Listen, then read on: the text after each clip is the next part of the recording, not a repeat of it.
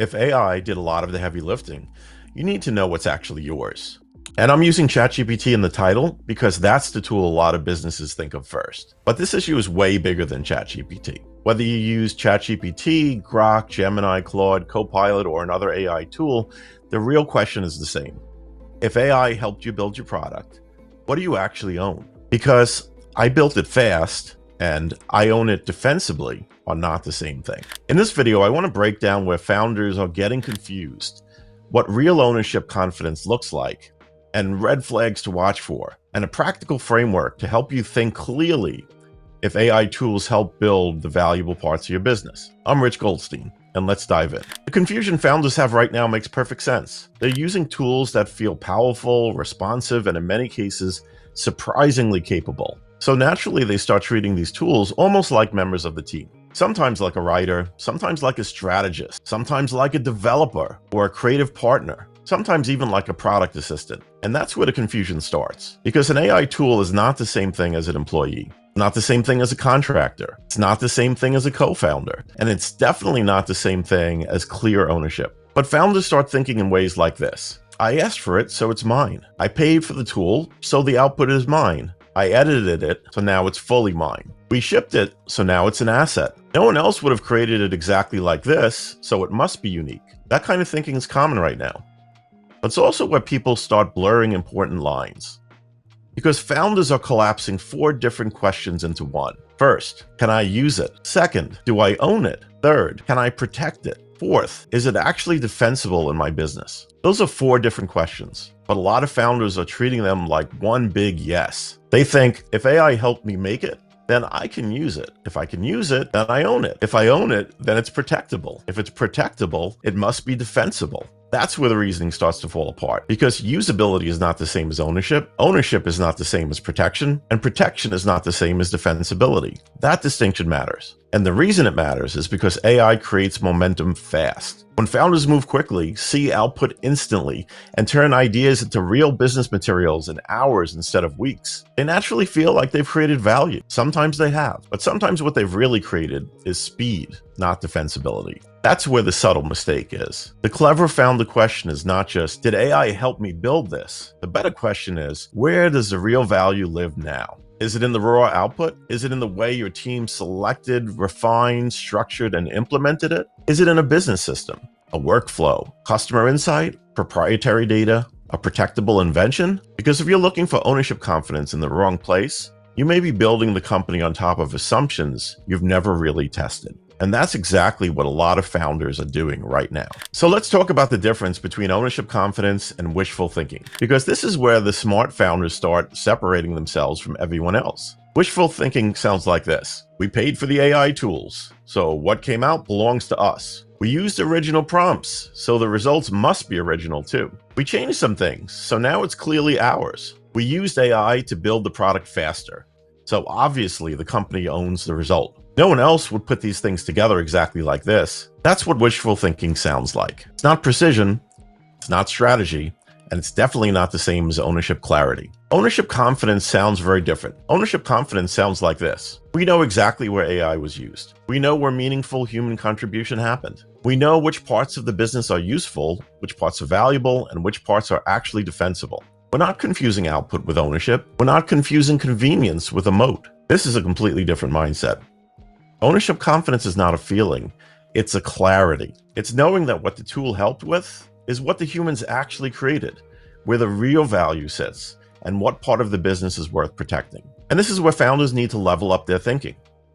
Because right now, a lot of them are treating the raw output as the main asset. The code draft, the copy, the workflow, the support sequence, the product description, the feature ideas, the prompt-generated structure.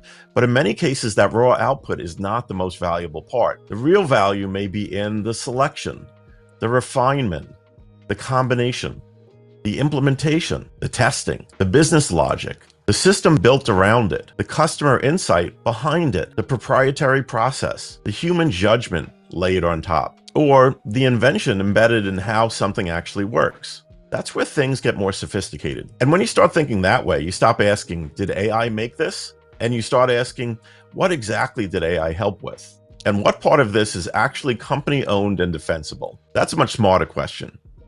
Because a lot of businesses right now are being built on fuzzy assumptions that sound fine internally, but would get weak very fast if someone pushed on them. Now let's talk about red flags. These are the patterns founders fall into when they use tools like ChatGPT, Grok, Gemini, Claude, Copilot, or other AI assistants to move fast. Red flag 1, your differentiation is mostly raw tool output. If the thing you believe makes your company special is mostly the raw output of a broadly available AI tool, that should make you nervous. Maybe the customer journey, the launch copy, or even the feature concept was largely tool generated with very little real transformation. That's a problem. Because if your moat mostly lives in output that others can generate too, then what you may have is speed and convenience, not defensibility. That's a big difference. Red flag 2. You can't clearly explain what part is uniquely yours. If someone asked, what exactly here is truly company specific, and your answer is vague, that's a warning sign.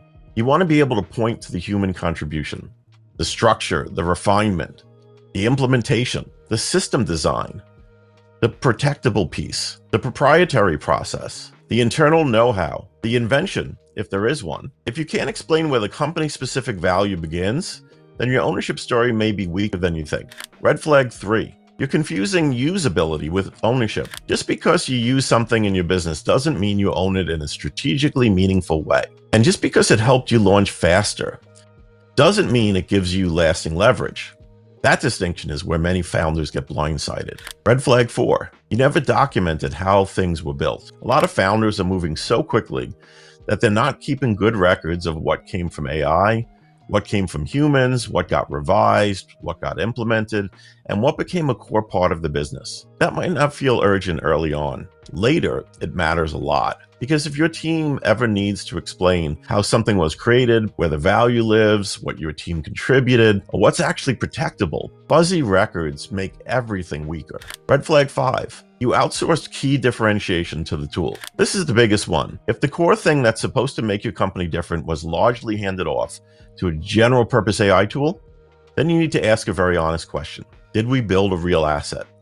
Or did we just accelerate the creation of something generic? That's the harder question. And it's the one smart founders need to ask early. Because that's not about whether AI is good or bad. It's about whether founders are confusing assistance with defensibility. That's the trap. If AI helped shape your product, your messaging, your code, your workflows, or the part of your business you think is most valuable, that's not the time for assumptions. This is the time to get clarity. Because the longer you build on top of fuzzy ownership thinking, the harder it becomes to separate what's really yours from what simply helped you move faster. And that matters if you're raising capital, bringing in partners, building something you believe is protectable, or trying to create a business with long-term value. And that matters if you're raising capital, bringing in partners, building something you believe is protectable, or trying to create a business with long-term value. The goal here is not to panic.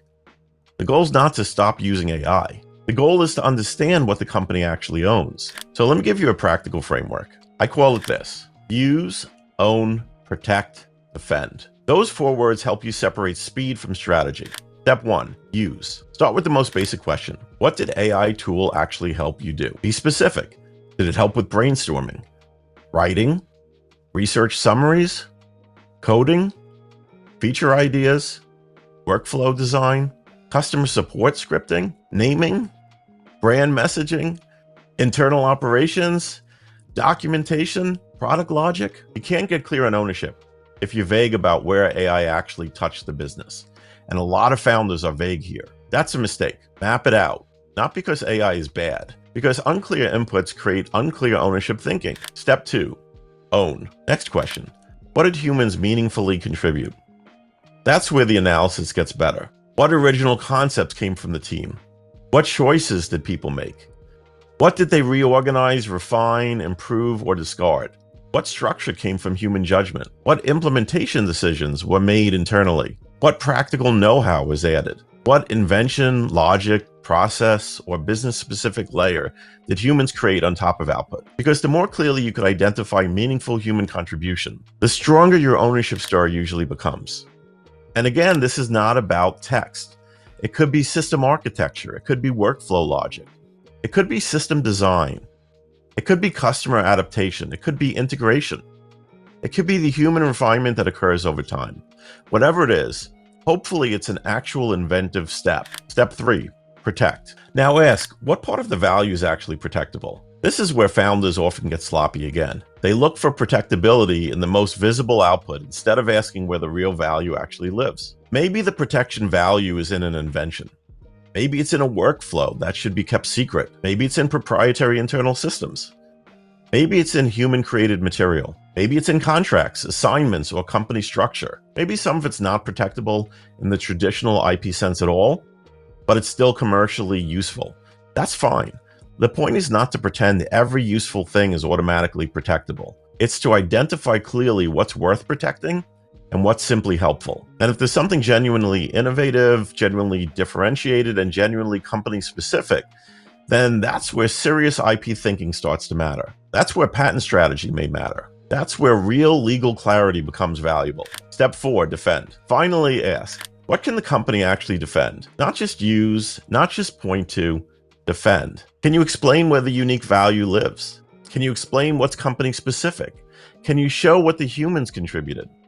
Can you show why this is more than just generic output from a general purpose tool? Can you show why a competitor can't easily recreate it with access to similar AI tools? That's the defensibility question. And it's much more sophisticated than just asking whether AI was involved. So here are the immediate practical moves. Document where AI was used. Identify meaningful human contributions. Separate raw output from refined implementation. Pinpoint the assets that are actually company specific. Review what may be protectable. Clean up ownership assumptions and internal records. And stop calling generic output your moat. That last one matters. Because if the business is built around something that's easy to recreate, broadly accessible, and just lightly modified, then the company may be overestimating what it really owns. On the other hand, if AI helped your team move faster inside a bigger system of human judgment, real implementation, proprietary insight, and protectable innovation, that's a very different story. And that's the kind of story smart founders should be building and telling. If you use ChatGPT to move faster, that doesn't mean you did anything wrong. And the same goes for Grok, Gemini, Claude, Copilot, or any other AI tool. Using AI is not the problem. The problem is building on top of assumptions that you've never really tested. So be more precise, because in the next era, the winners aren't going to be just the founders who build fastest.